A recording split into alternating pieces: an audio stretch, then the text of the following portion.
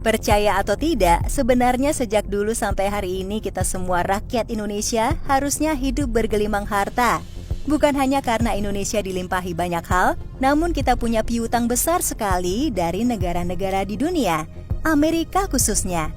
Sejak zaman penjajahan atau bahkan lebih jauh lagi, sudah tidak terhitung banyaknya harta-harta nenek moyang yang diboyong keluar. Memang tidak ada bukti yang valid, namun percayalah jika kita dulunya sangat kaya raya. Salah satu harta yang kita miliki adalah 57.000 ton emas yang konon dipinjam oleh Amerika kepada Indonesia. Bayangkan 57.000 ton emas kalau dibagi kepada semua orang Indonesia, berapa banyak ya yang bakal kita dapatkan? Mungkin lebih dari 10 kilo per orang. Atau kalau dikonversikan, jumlahnya mungkin lebih dari jutaan triliun rupiah. Kita berhak atas ini, namun kenyataan yang ada jauh berbeda. Hingga kini, emas-emas tersebut misterius, entah keberadaannya maupun lebih-lebih status kepemilikannya. Konspirasi tingkat tinggi telah berlaku di sini. Lalu, seperti apa sebenarnya misteri dari hutang emas seharga triliunan dolar ini? Simak ulasan lengkapnya berikut ini.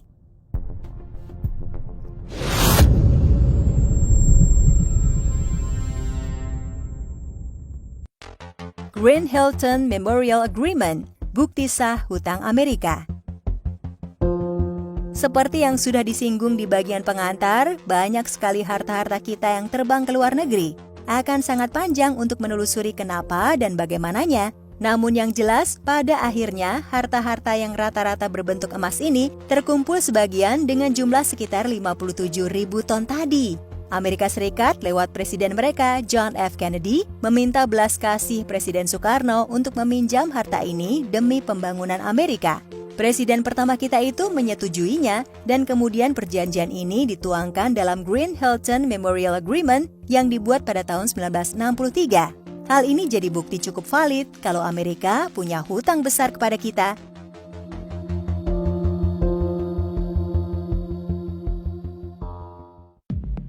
Kontroversi isi perjanjian. Pada perjanjian tersebut, diketahui Soekarno memberikan emas-emas itu.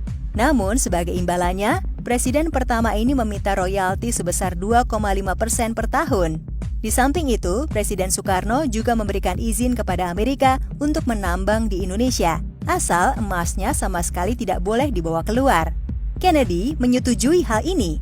Bahkan ia menyanggupi jika perjanjian ini dilanggar, maka negaranya siap menerima sanksi berupa pengembalian paksa 57.000 ton emas tadi. Perjanjian pun ditandatangani banyak orang dan saksi. Sayangnya, implementasi janji ini pun mulai terlihat goyah dan tidak seperti apa yang seharusnya.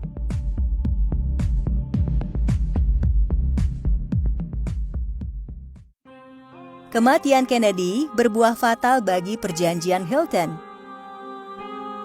Tak lama setelah perjanjian tersebut dibuat, atau tepatnya di tahun 1963, Kennedy pun tewas terbunuh dalam sebuah parade di tahun yang sama.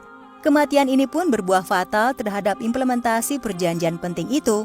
Kabar ini tentu saja mengagetkan Bung Karno. Pasalnya, skenario seperti ini tidak pernah terbayangkan olehnya. Sudah jelas beliau segera menuntut semua harta ini dikembalikan, namun sayangnya hal tersebut tidak pernah terrealisasi. Konon, emas-emas berharga itu dipindahkan ke suatu bank dan kemudian diklaim oleh pihak-pihak tertentu.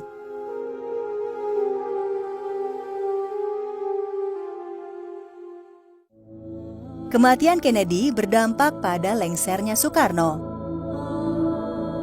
Selang 2 tahun dari kematian Kennedy, atau tepatnya tahun 1965, terjadilah pergolakan besar di Indonesia yang dikenal dengan G30S. Diduga ini juga merupakan skenario buatan untuk melengsarkan Soekarno dari kepemimpinan. Dalangnya sendiri diduga adalah CIA. Benar saja, setelah tragedi ini usai, posisi Soekarno terus turun dan akhirnya didepak oleh juniornya sendiri, yakni Soeharto. Masih teringat akan hutang-hutang Amerika? Soekarno terus berkeinginan menuntutnya. Namun fisiknya sudah lemah dan sakit-sakitan, apalagi posisinya sudah bukan orang berpengaruh lagi. Pada akhirnya, seiring dengan kematian sang presiden pertama, maka raib sudah harapan Indonesia untuk mendapatkan warisan yang tak keruan banyaknya itu.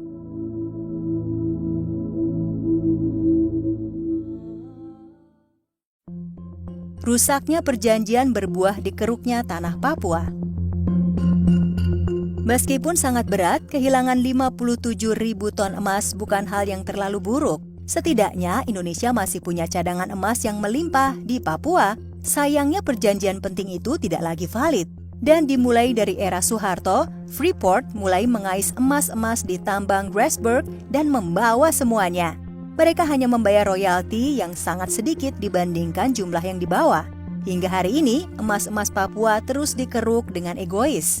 Pemerintah yang sekarang mungkin akan berupaya untuk memperbaiki keadaan walaupun kesannya lambat. Atau mungkin jangan-jangan malah memberikan izin untuk eksplorasi emas yang lebih besar di wilayah Papua lainnya.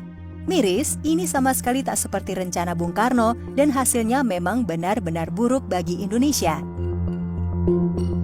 Bayangkan jika semua harta ini tetap di Indonesia, entah emas warisan atau emas Freeport, kita pasti jadi milioner sekarang. Orang-orang yang tinggal di gerobak sampah atau kolong jembatan mungkin sudah bolak-balik trip ke Eropa, saking kayanya. Sayangnya, apa yang terjadi bukan seperti itu. Andai sejarah bisa dipelintir, mungkin semuanya bisa benar-benar berbeda sekarang. Tentang emas-emas warisan itu, apakah bangsa Indonesia sanggup merampasnya kembali?